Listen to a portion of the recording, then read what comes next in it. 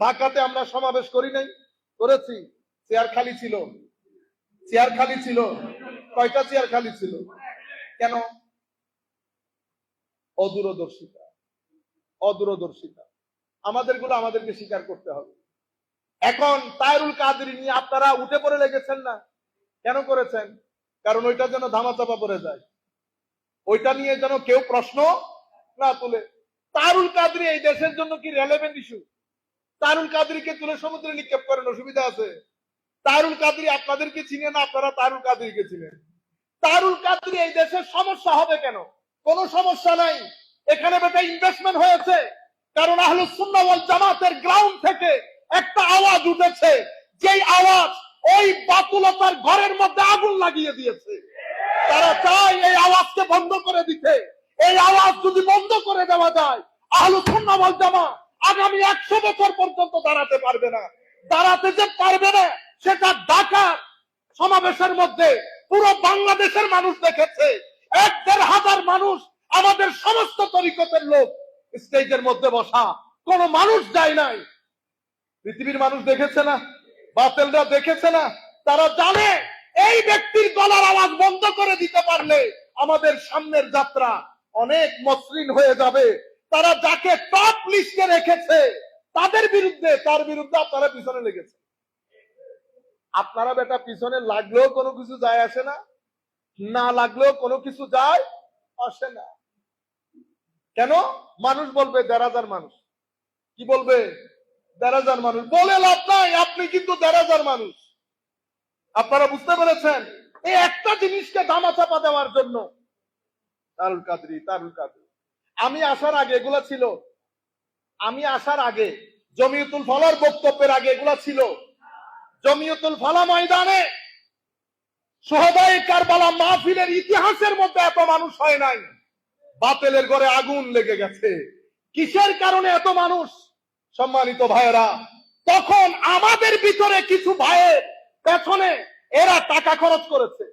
যদি পরিস্থিতি বাধ্য করে একজন একজন করে নাম বলে দেব, যদি পরিস্থিতি বাধ্য করে এমন এমন জায়গা থেকে এমন এমন কথা বলবো, আল্লাহ আল্লাহ রসুলের ইজ্জতের কসম, ঘর থেকে বের হইতে পারবেন না, ঘর থেকে বের হইতে পারবেন না।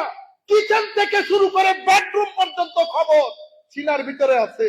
শুধুমাত্র সুন্নিয়তের তরুণ প্রজন্ম ফ্রাস্ট্রেটেড হবে, ভুল বুঝবে, শিক্ষিত সমাজ সুন্নিয়ত বিমুখ হবে বিদায় চুপ করে থাকা। চুপ করে থাকাকে কখনো দুর্বলতা মনে করবেন না। আপনি যে বাদ পড়ে গেছেন সেটা সমাবেশ প্রমাণ করে দিয়েছে। আপনি যে বাদ পড়ে গেছেন, হায়া লজ্জা থাকলে চুপ করে থাকার কথা ছিল। হায়া লজ্জা থাকলে ঘর থেকে বের হওয়া বন্ধ হয়ে যাওয়া উচিত ছিল।